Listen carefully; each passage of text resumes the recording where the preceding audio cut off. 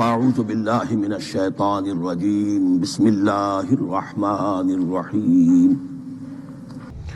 اب جو آیت آ رہی ہے اس کے پڑھنے سے پہلے ایک بات سمجھ لیجئے کہ یہ جو اب 22 رکوعوں کا مضمون ہم پڑھ رہے ہیں، مجھے یہ بات آج شروع میں واضح کرنی چاہیے تھی۔ اس میں ترتیب کیا ہے؟ میں پہلے عرض کر چکا ہوں کہ پہلے 18 رکوعوں کی تقسیم ورٹیکل کی ہے ہم نے، 18 کو 4 رکوع ادھر، 10 درمیان میں، پھر 4 ادھر۔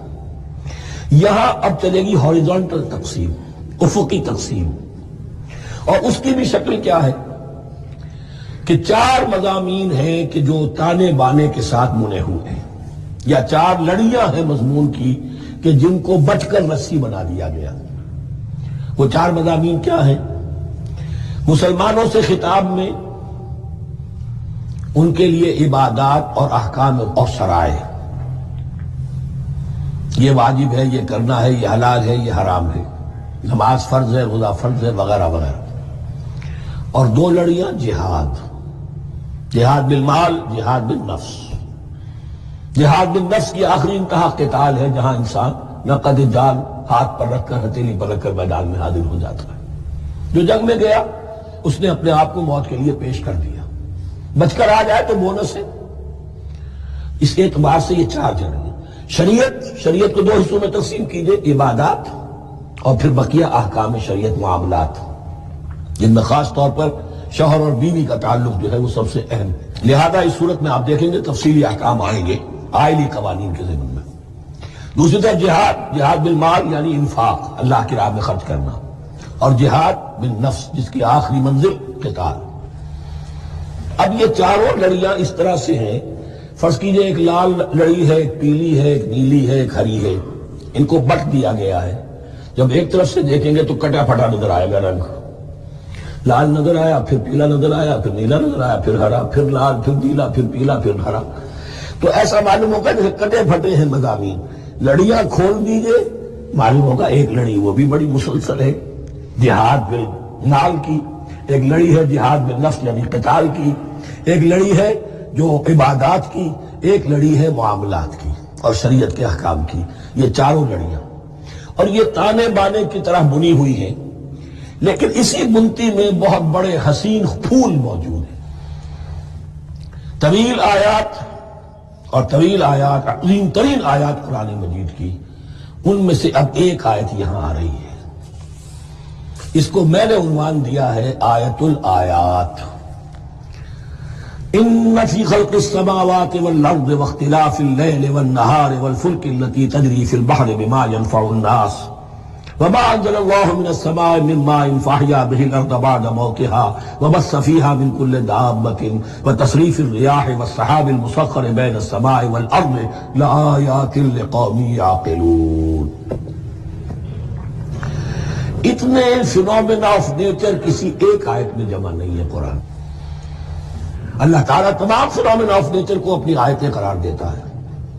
آسمان اور زمین کی تخلیق، رات اور دن کا الٹ پھیر مختلف جگہوں پر، اور یہ جو ستارے ہیں اور یہ جو بھی نباتات ہیں زمین کی، ان میں سے آیتیں ہی آیت۔ لیکن ان آیت الآیات کو جس طرح یہاں ایک آیت میں سمویا ہے، یہ حکمت کا ایک بہت بڑا پھول ہے، بہت بڑا پھول جو ان 4 لڑیوں کی بنتی کے اندر آ گیا ہے۔ یقیناً آسمان اور زمین کی تخلیق میں اور رات اور دن کے الٹ پھیر میں، اور اس جہاز میں یا کشتی میں جو چلتی ہیں سمندر میں یا دریاؤں میں، وہ سامان لے کر جو لوگوں کو نفع دیتا ہے، بما ينفع الناس وما انزل الله من السماء من ماء، اور اس پانی میں کہ جو اللہ نے اتارا ہے آسمان سے، فاحیا به الارض بعد موتها، اور پھر اس سے وہ زندہ کر دیتا ہے زمین کو اس کے مردہ ہو جانے کے بعد۔ بے آب و گیا زمین پڑی تھی، بارش ہوئی ہے، اسی میں سے روئندگی آ گئی ہے۔ وَبَثَّ فِيهَا مِن كُلِّ دَابَّةٍ، اور یہ تمام حیوانات اور چرند اور پرند جو اس کے اندر پھیلا دیے گئے ہیں۔ وَتَصْرِيفِ الرِّيَاحِ، اور یہ ہواؤں کا چلنا جو ہے، کبھی پروا چل رہی ہے، کبھی پچھمی چل رہی ہے، کبھی مشرق سے آ رہی ہے، کبھی مغرب سے آ رہی ہے، تصریف الرِّيَاحِ ہے۔ وَالسَّحَابِ الْمُسَخَّرِ بَيْنَ السَّمَاءِ وَالْأَرْضِ، اور ان بادلوں میں کہ جو معلق کر دیے گئے آسمان اور زمین کے درمیان، لآیات لقوم یعقلون، ان سب میں آیات ہیں، نشانیاں ہیں ان لوگوں کے لیے جو عقل سے کام لیں۔ ان کو دیکھو اور ان کے خالق کو مدبر کو پہچانو. آیات ہے. اور ان کے آیات کے پہچاننے کا جو عملی نتیجہ نکلنا چاہیے اور جس کو عام طور پر لوگ نہیں پہنچ پاتے جس تک، اب اگلی آیت میں اس کا تذکرہ ہے. نتیجہ تو نکلنا یہ چاہیے کہ پھر محبوب اللہ ہی ہو، شکر اسی کا ہو، اطاعت اسی کی ہو، عبادت اسی کی ہو. جب سورج میں کچھ نہیں، یہ تو اللہ نے اس کو بنایا ہے، یہ حرارت جو ہے اللہ نے دی ہے، چاند میں کچھ نہیں، ہوائیں چلانے والا کوئی وہی تو ہے. تو اب کسی شے کے لیے کوئی شکر نہیں، کسی شے کے لیے کوئی عبادت نہیں، کوئی ڈنڈوت نہیں، کوئی سجدہ نہیں، بلکہ صرف اللہ کے لیے. اور وہی مطلوب و مقصود بن جائے، وہی محبوب ہو. لا محبوب الا اللہ، لا مقصود الا اللہ، لا مطلوب الا اللہ. جن لوگوں کی یہاں تک رسائی نہیں ہو جاتی وہ لوگ کسی اور شے کو اپنا محبوب و مطلوب بنا کر اس کی پرستی شروع کر دیتے ہیں. خدا تک نہیں پہنچے، اپنے نفسی کو معبود بنا لیا، جو یہ کہے کر رہے. معبود تو ہو گیا. ارأیت من اتخذ الہہ ہواہ، اپنے قوم کو معبود بنا لیا، قوم کی برتری کے لیے اور قوم کی سربلندی کے لیے جانے بھی دے رہے. وطن کو معبود بنا لیا. اس حقیقت کو علامہ اقبال نے سمجھا ہے. اس دور کا سب سے بڑا بت وطن ہے. اس دور میں میں اور ہے، جام اور ہے، جم اور، ساقی نے بنا کی روش لطف و ستم اور، تہذیب کے آزر نے ترشوائے صنم اور، مسلم نے بھی تعمیر کیا اپنا حرم اور، ان تازہ خداؤں میں بڑا سب سے وطن ہے، جو پیرہن اس کا ہے وہ مذہب کا کفن ہے. نیشنلزم، ٹیریٹوریل، وطنی قومیت، وطن کی جے، یہ معبود بنائے بیٹھے. تو اب یہاں سنیے، وَمِنَ النَّاسِ، اور لوگوں میں سے کچھ ایسے بھی ہیں مَن يَتَّخِذُ مِن دُونِ اللَّهِ أَندَادًا، جو اللہ کو چھوڑ کر کچھ اور چیزوں کو اس کا مد مقابل بنا دیتے ہیں. وطن کو بنا لیا، قوم کو بنا لیا، ہیومنزم، انسانیت، نوع انسانی، ہم اس کے خدمتگار ہیں، ہم اس کی بہتری کے لیے کام کر رہے ہیں، یہ بھی ایک معبود بن گیا.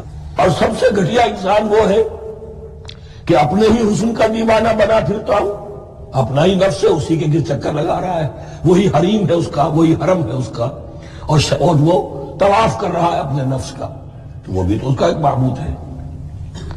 لوگوں میں سے وہ بھی ہیں کہ جو اللہ کو چھوڑ کر کسی اور چیز کو اس کا مد مقابل بنا دیتے ہیں. یحبونہم کحب اللہ، اور ان سے محبت کرنے لگتے ہیں جیسی کہ اللہ سے کرنی چاہیے. یہ فلسفہ ہے اصل میں، ہندی میں اسے آدرش کہتے ہیں، عربی میں نصب العین، انگلش میں آئیڈیل. ہر باشعور انسان کسی شے کو اپنا آئیڈیل بناتا ہے اور اس سے پھر محبت کرتا ہے، اس کے لیے جیتا ہے، اس کے لیے مرتا ہے، قربانیاں دیتا ہے، اثار کرتا ہے. قوم کے لیے قربانی، وطن کے لیے قربانی، فلاح کے لیے قربانی، خود اپنی ذات کے لیے قربانی.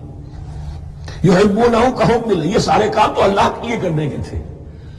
جیو اللہ کے لیے، مرو اللہ کے لیے، محبت اس سے کرو. ان صلاتی و نسکی و محیای و مماتی للہ رب العالمین. تم نے اپنی یہ ساری نسبتیں کسی اور شے کے ساتھ وابستہ کر دی، تم نے اللہ کا مد مقابل تراش لیا. می تراشت فکر ما ہر دم خدا بندے دیگر، رست از یک بند تا افتاد در بندے دیگر. انسان معبود تراشتا رہتا ہے اپنے ذہن سے اور ان کے لیے محبت کرتا ہے، جانے دیتا ہے، قربانیاں دیتا ہے. وَمِنَ النَّاسِ مَن يَتَّخِذُ مِن دُونِ اللَّهِ أَندَادًا يُحِبُّونَهُم كَحُبِّ اللَّهِ. یہ مضمون بھی سورہ حج میں زیادہ واضح ہوگا. وَالَّذِينَ آمَنُوا أَشَدُّ حُبًّا لِلَّهِ. پھر یہ لٹمس ٹیسٹ کا لفظ میری زبان پر آ رہا ہے. اور جو لوگ واقعتاً صاحب ایمان ہوتے ہیں ان کی شدید ترین محبت ہوتی ہے اللہ کے ساتھ. اگر یہ نہیں ہے، اگر یہ نہیں تو بابا پھر سب کہانیاں ہیں. کوئی شے اللہ سے زیادہ محبوب ہو گئی وہ تمہاری معبود ہے. تم نے اللہ کو چھوڑ دیا، چاہے وہ دولت ہی ہے. تائس عبد الدینار و عبد الدرہم، ہلاک اور برباد ہو جائے درہم و دینار کا بندہ. نام عبد الرحمن ہے، حقیقت میں عبد الدینار ہے.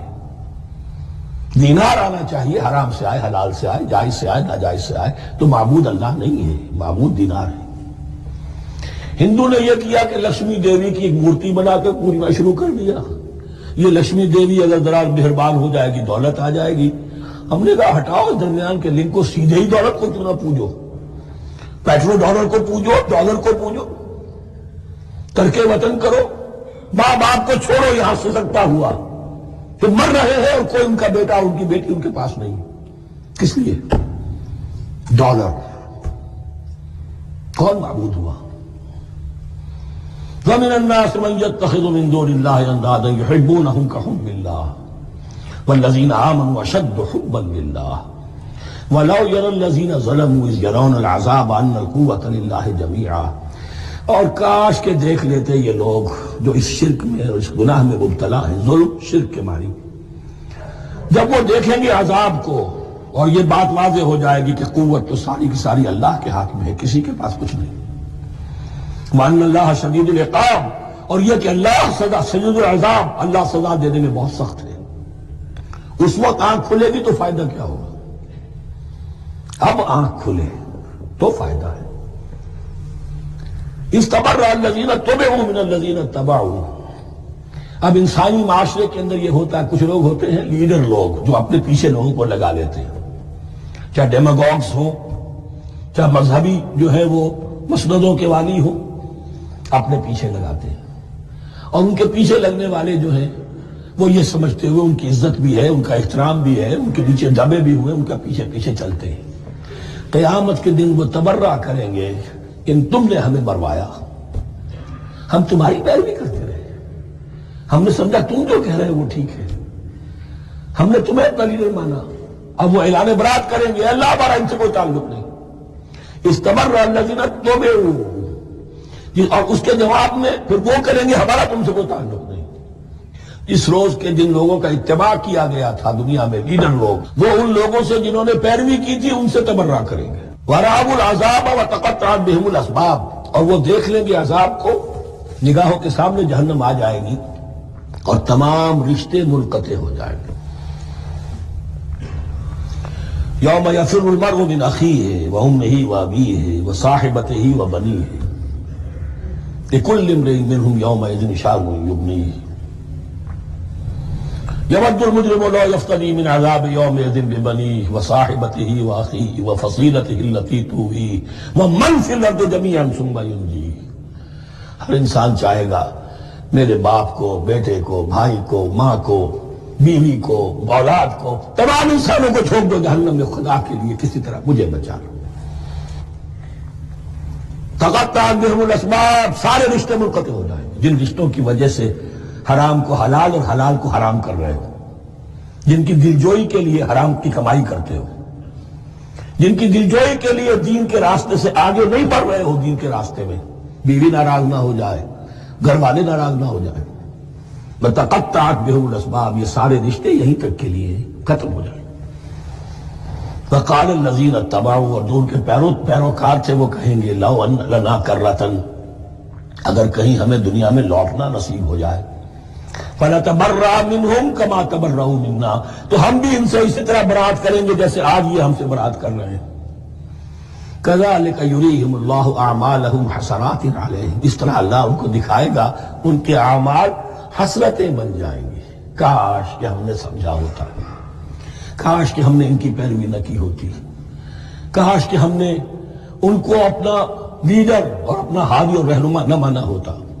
وما هم بخارجین من النار، لیکن وہ اب آگ سے نکلنے والے نہیں ہوں گے.